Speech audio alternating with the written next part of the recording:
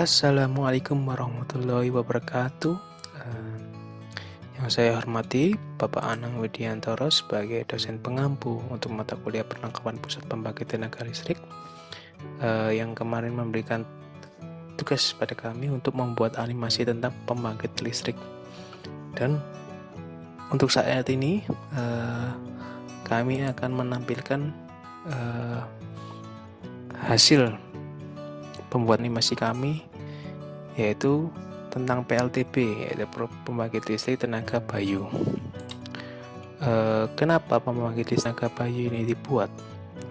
Latar belakangnya yaitu keterbatasan energi listrik dan tingginya ketergantungan terhadap bahan bakar fosil yang sudah mulai menipis, membuat pemerintah harus mencari alternatif lain sebagai sumber energi.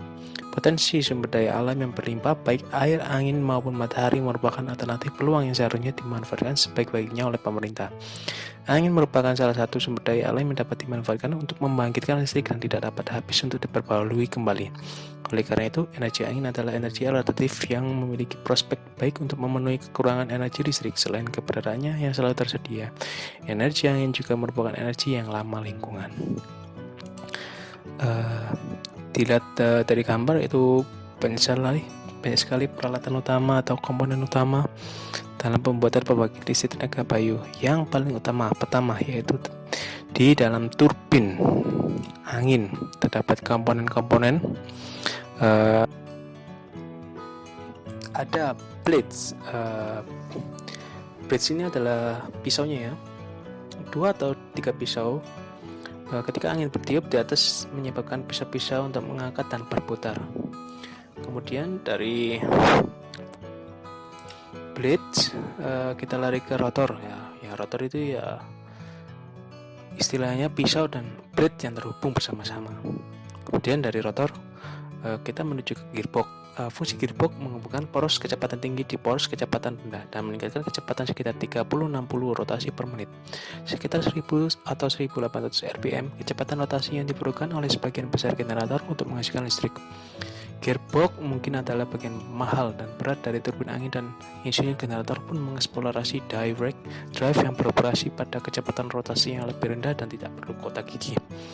Generator itu yaitu generator yang menghasilkan listrik dari 60 siklus listrik AC. Kemudian dari generator kita lari ke nekel. Nekel itu berada di atas menara. Isinya ya gearbox, poros kecepatan rendah dan tinggi, generator, kontrol, dan rem. Kemudian kita lari ke tower.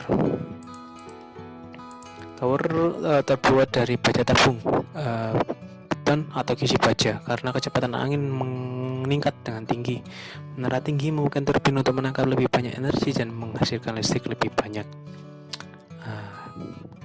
Kemudian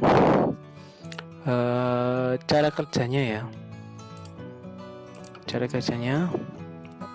kenapa kok bisa menghasilkan listrik dari tenaga angin, yaitu suatu pembangkit listrik dari energi angin merupakan hasil dari penggabungan dari beberapa turbin angin sehingga akhirnya dapat menghasilkan listrik. Cara kerja dari pembangkit listrik tenaga angin ini, awalnya energi angin memutar turbin angin, kemudian turbin angin bekerja berkebalikan dengan kipas angin, bukan menggunakan listrik untuk menghasilkan listrik, namun untuk menggunakan angin untuk menghasilkan listrik ya. Kemudian angin akan memutar suatu turbin, lalu diteruskan untuk memutar rotor pada generator di bagian belakang turbin angin.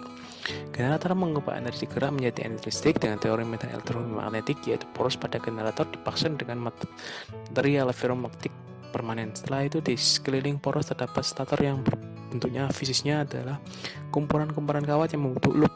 Ketika poros generator mulai berputar, maka akan terjadi perubahan flux pada stator, yang akhirnya karena terjadi perubahan flux ini akan dihasilkan tegangan dan arus listrik tertentu. Tegangan dan arus listrik yang dihasilkan ini disalurkan melalui kabel jaringan untuk akhirnya digunakan oleh masyarakat. Tegangan dan arus listrik dihasilkan oleh generator ini merupakan AC yang memiliki bentuk gelombang kurang lebih sinusoidal. Energi listrik ini biasanya akan disimpan ke dalam baterai sebelum dapat dimanfaatkan ya. Intinya dari gearbox menghasilkan flux, lalu diproses melalui controller dan disimpan ke baterai dulu. Kemudian dari baterai akan di step up melalui trafo daya, kemudian disalurkan ke sutet, dan sutet ini akan disalurkan kembali ke trafo distribusi dan akhirnya bisa digunakan untuk masyarakat luas. Itu inti dari pembangkit listrik tenaga bayu. Oke, sekian dari animasi yang kami buat. Kurang lebihnya mohon maaf. Wassalamualaikum warahmatullahi wabarakatuh.